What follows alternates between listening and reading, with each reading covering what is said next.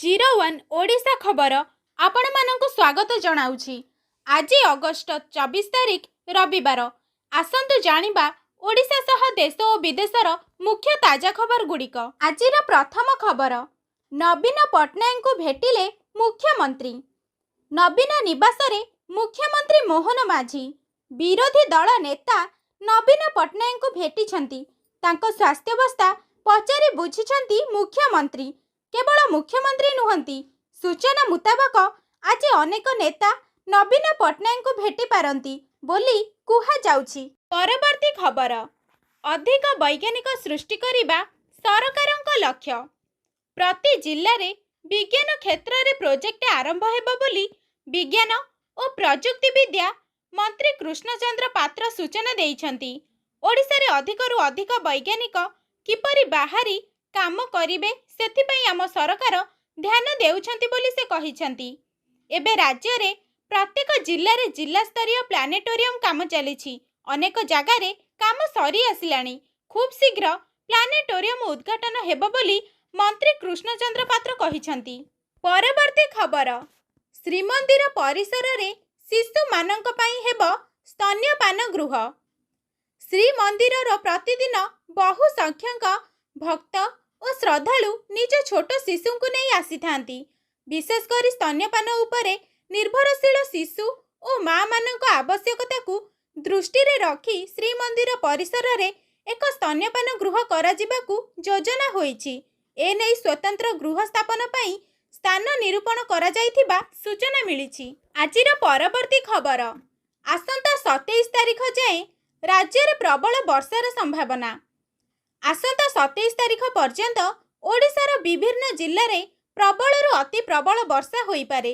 बंगोपसागर रे लघुचाप क्षेत्र जोगु अगस्त 27 पर्यंत ओडिशा रे प्रबल वर्षा हेबार संभावना रहिछि बोली भुवनेश्वर आंचलिक पाणीपाग विज्ञान केन्द्र पक्षरु सूचना मिलिछि। आज पई 20 जिल्ला को पाणीपाग विभाग पक्षरु येलो वार्निंग जारी करा जाइछि। नजर पकांतु परवर्ती खबर उपरे। अगस्त 29 को छुट्टी घोषणा कले राज्य सरकार।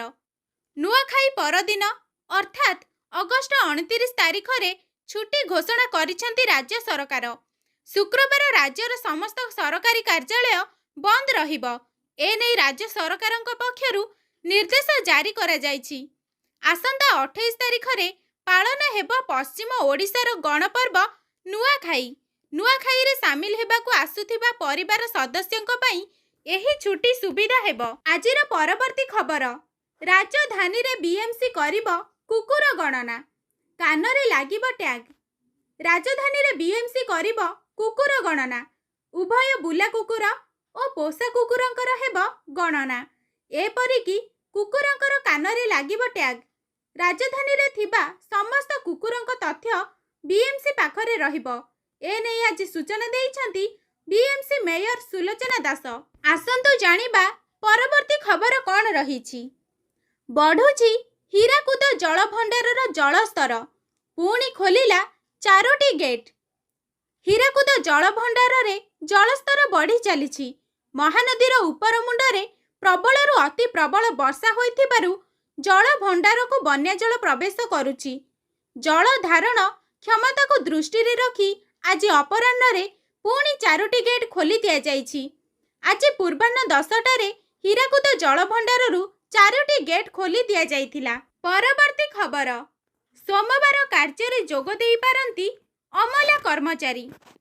अमला आंदोलन पछरे बीजेडी।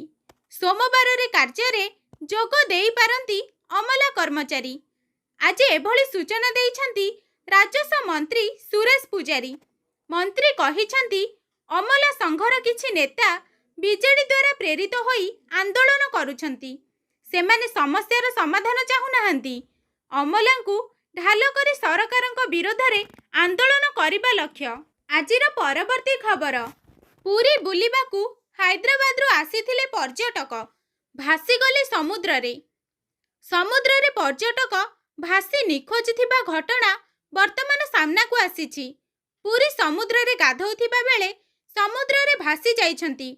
सूचना मुताबक निखोज थिबा युवक हैदराबाद अंचलर विकास चंदे।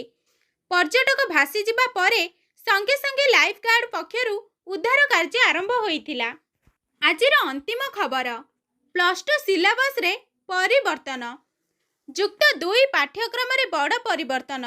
एणिकी बाध्यतामूलक इंग्राजी रे परिवेश शिक्षा यूनिट रहिबो। एमएलए विषय रे मूल्यबोध शिक्षा यूनिट अंतर्भुक्त होईछि।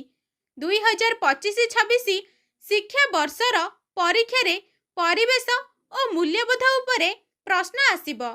उभय विषय रे परीक्षा देबे युक्त 2 छात्र छात्री। एने उच्च माध्यमिक शिक्षा परिषद पक्षरु विज्ञप्ति प्रकाश पाइछि। एहा थिला आजिर मुख्य 10टी ताजा खबर। जदि एही न्यूज गुडिक आपण मानक पई हेल्पफुल रहिछि दयाकरी वीडियो को लाइक करंतु एवं शेयर करंतु। कमेंट माध्यम रे जय जगन्नाथ जणांतु। एही भली प्रतिदिन ओडिशा सह देश और विदेशर मुख्य अपडेट गुडिक पाइबा पई आम चैनल 01 ओडिशा खबर को सब्सक्राइब करंतु। धन्यवाद।